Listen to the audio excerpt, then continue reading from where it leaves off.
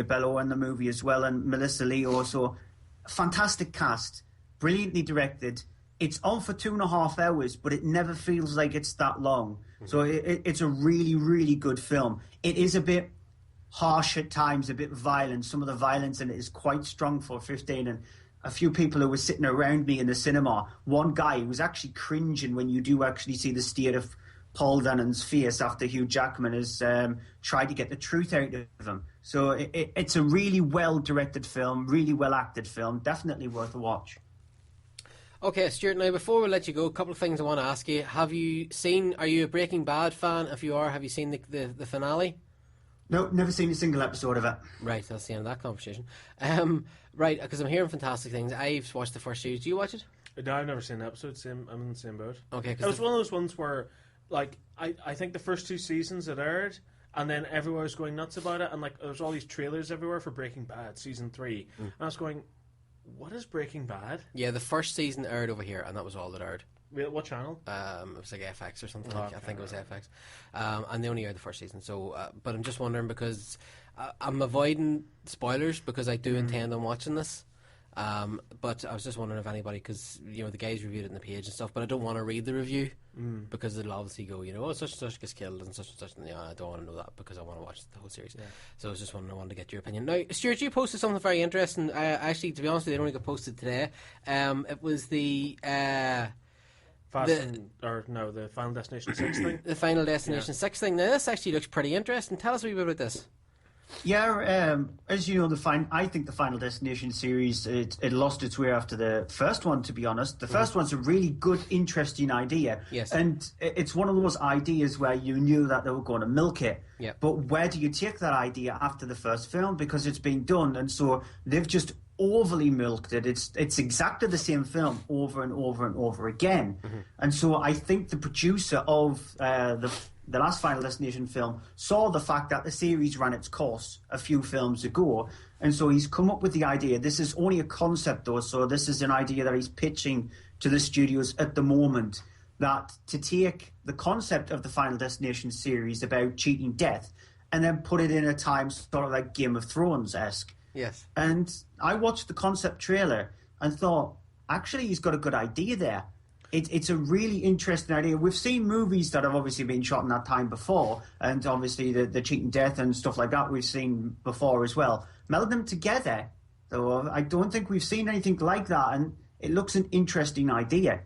Yeah, but really, isn't it just another Final Destination sequel? It just happens to not be set in our time period. It's almost like, do you know that werewolf movie Ginger Snaps? Yes. Then we had Ginger Snaps 2, and then the third one was set in the past. I don't know. I've seen the first Ginger Snaps. I really liked it. Never watched the other ones. Right. Well, the second one's just okay, and the third one's like set in Victorian times. Right. Okay. Because it's a prequel to the first one. Yeah. Right. And it's almost kind of like, really, you're just doing that again? So it's taking the same template from the other 5 movies, but putting it in and just sticking it in the past. I think a much better idea would have been. Now, I like that they're trying to do something different, trying to do something original. I think a much better idea would be have it set in the past, but the guy with the premonition has the premonition about a distant relative hundreds of years in the future. Okay. Right? So he writes it all down in a journal. And we do an almost Back to the Future Part 2 type of thing. That's just what I was thinking. Yeah. Where the car arrives and it's like, is your name Marty McFly? I was said that you would be here, and here's the thing,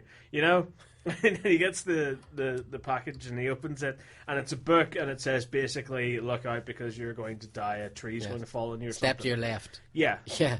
And, and he sees what's going to happen, and he goes, hang on, that's exactly what was written in this book. This is weird, man. I think that would be a better idea. Okay. No? Yeah, no, that's fair enough. Yeah, okay. But I like the look of it. Stuart, is that footage from Amistad? No. I recognise some from parts of the Caribbean. It was just, honestly, it was the concept, the idea that the guy had. I think he shot it just not long after Final Destination 5 finished. And so it was the ideas that he was coming to the studios to try and get funding for the 6th movie, because I think Final Destination 5 didn't do as well at the box office than what they were expecting to do, and maybe they were looking for a different direction. So he spent a bit of time trying to come up with a concept. But for a concept trailer, though, it's very slick. Yeah, because I was sure that had taken footage from other movies and stitched it together. Yeah, that's what I thought. Yeah. That's what I thought. Final Destination kind of suffers the same way that the Saw movies did, where the first one is pretty good. I liked the first Saw, I have to say, and I didn't see the end coming. And whenever you find out what's coming at the end, I was like, "Oh, how did I not see that? That was so obvious." And it wasn't particularly gory. Neither was the first Final Destination. It wasn't really gory. No. And then after that, it became like very tongue-in-cheek, very gory. Especially the fourth one. I stopped watching after the second. It was terrible. It was almost like it was made by the same people who do like Scary Movie. Right, okay. It just felt like such a lame parody of what it once was. Yeah. And the Saw movies went. I didn't watch any Saw after the first one. I think I saw one on TV. I think, you know, like 5 Star, you know, like they just play terrible movies. Yeah. Like, I think it was the final Saw movie. Okay. Where a guy was glued to the seat of a car and like he had to reach forward and grab the steering wheel. Yeah, that was Chester Bennington from Linkin Park. Yeah. Okay. And I was watching that, and just the way it's shot, the way it's graded and stuff, it feels like a real B movie. It doesn't feel like it belongs as part of the Saw franchise. It feels so cheap and nasty in comparison. Yeah. So yes, but this is what we're talking. This is, you know, like we were talking earlier on with the Scream movies. It's just milking a franchise till it's absolutely dead. So I'm looking forward to Star Wars Episode 7. Yeah. But Stuart, do you think this is going to happen? Do you think we'll see this Final Destination? It depends. It depends on if the studios think it's a good idea, if they think that the concept that he's come up with is worth giving him some money to be able to shoot it. Because I think with the Final Destination series, you need a budget of higher than 25-30 million to be able to shoot something like this. Mm-hmm. I know if you look at like directors like Jason Blum, who's working with movies with budgets of less than 5 million, and he's able to get returns 10, 15, 20 times that. So, but they're small concept films in the horror genre. With these, you need a bigger budget to be able to do decent enough special effects these days for the deaths. But I think they should just go back to practical and make it a slightly more smaller film, and the budget will be reduced down much more then, and so he should be able to get it off the ground. Yeah. But I wouldn't be surprised if it goes direct to DVD. The thing that struck me when I watched this today, while I did think it looked interesting and I did think it would be worth watching, is that the tiny crowd that go to see these movies aren't going to take it at all. They're going to be like, what is this?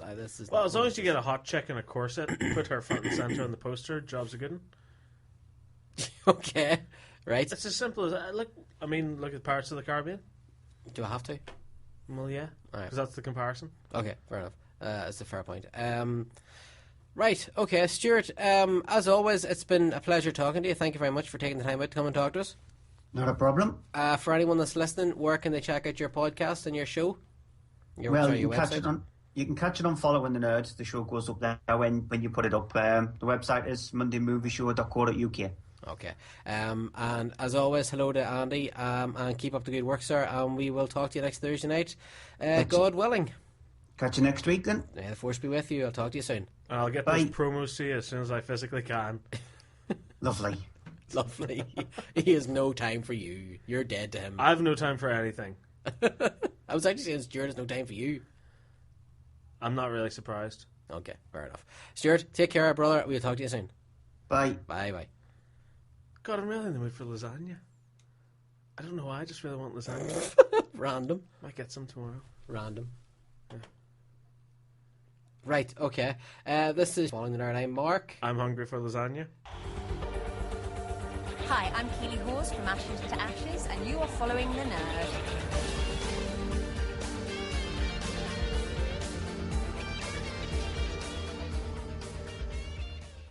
I wonder, will they ever make an Indiana Jones 5?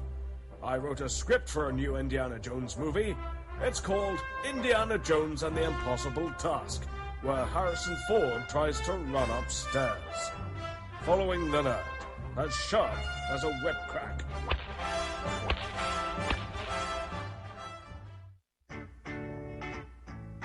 Hello, I am Russell Tovey, and I am following the Nerd.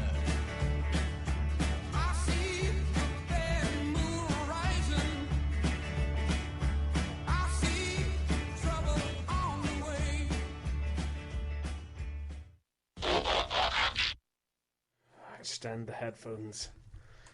There we go. Okay. Thank you very much to Stuart from the Monday movie. I'm so tired. The Moody Movie Show. The Moody Movie Show.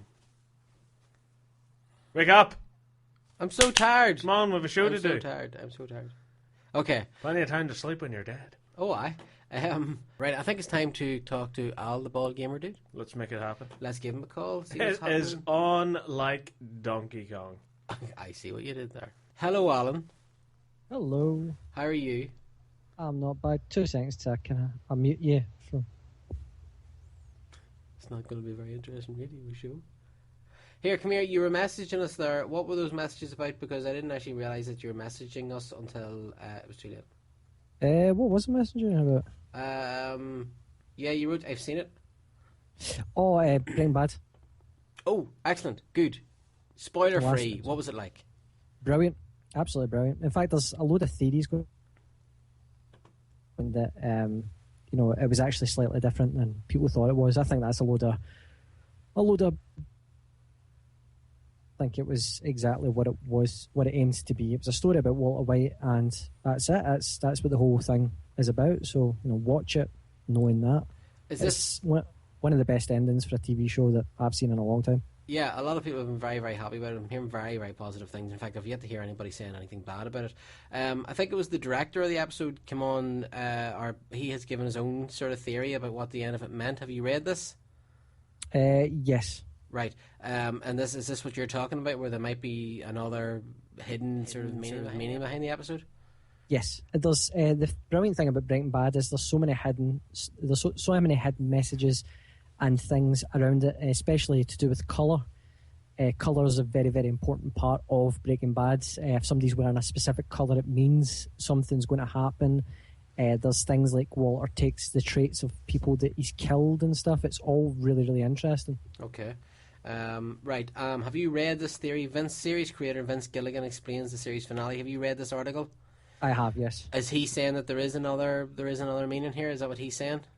Well, I mean, he's saying that, him and the writers sat down and wrote it, but it's, everything that anybody writes can be ambiguous to anybody else. It might seem slightly different to me than it seems to the writers. I think they've done two things. They've completely cut the story off. They've said, right, that's it. That is the end. There is no more story here to tell. This is it. But they've also, for the people who want something slightly more, they've also added in elements that people could maybe sit and think to themselves, well, do you know what? This could have actually happened. This might have happened. This might not have happened. But they've not ended it like that. Okay, fair enough. To explain, did you ever see the end of The Sopranos? No, but I, at this stage, have heard so many people talk about it. I know what happens at the end of The Sopranos. Right, okay, spoiler alert. For anybody who's not seen the end of The Sopranos, scrub ahead a few seconds. Right, it pretty much just fades to black, and you're to assume that Tony Soprano dies. And that was the thing, like, you've to assume that this happens, or, Tony actually finds his way out of it, or something else happens.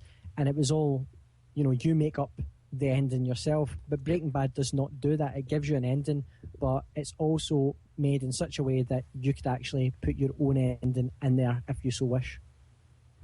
Okay, I'm very curious to watch it now. I've watched the first season. I'm going to have to get into it and get the rest of it watched. There was 5 seasons altogether, is that right? Yes, each season's 13 episodes until the last season, which was 16. Right, okay. And yeah, I mean, in comparison to shows like Dexter and stuff, which put out like such a damn squid, like what I'm hearing is that it kept very true to the show, to the feel of the show, what the show was all about. They didn't stray, they didn't give in to temptation and make the last episode very, flamboyant or different or whatever else. They just stuck to it, they told the story, and they gave the story an ending. Absolutely. I mean, I'll give it one thing. The fact that there's not a lot of TV shows out there just now that keep me interested. There's very, very few that keep me interested. I'm really, really hard to please when it comes to TV shows. And this kept me interested from the first episode to the last, which is really something, because there's other shows I've watched that are absolutely brilliant, but I just can't seem to watch more than a few episodes of them. We talked about this last week. One show that I'm not with at the minute is The Walking Dead. I really don't care about it coming back. Yeah, I didn't like it. I stopped watching it halfway through season 3 because I thought, there's source material out there that's so much better than The Walking Dead. Yeah. Another show that ended the first series late last week, I think it was Ray Donovan. Have you been watching it?